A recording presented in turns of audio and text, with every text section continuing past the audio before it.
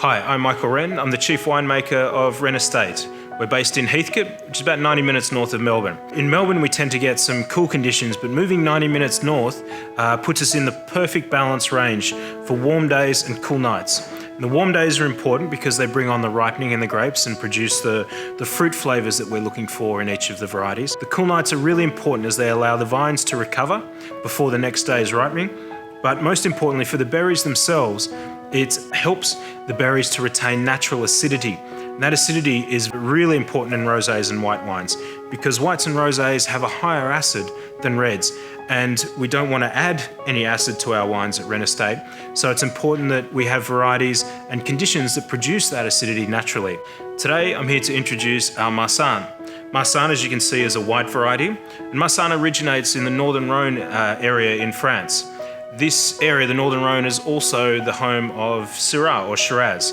So with our vineyard being Shiraz dominant, it makes perfect sense for Marsanne to be the accompanying white variety. The way I make our Marsanne is a little bit different to other wineries. My experience in old and new world wineries has led me to an approach to combine the two. We pick the grapes a little bit early so that we get some lovely fresh characters, some bright crisp acidity to the wine.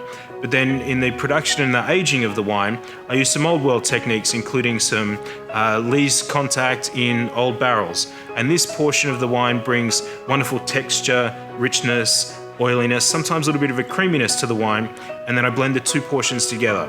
And when we look at Marsanne, this Marsanne especially, we see some of the typical characters that you get, a little hint of nuttiness, a little hint of oiliness showing up on the nose, some honeydew and a little bit of pear. And then when we look at the wine on the palate, we see a really nice transition from nose through to palate.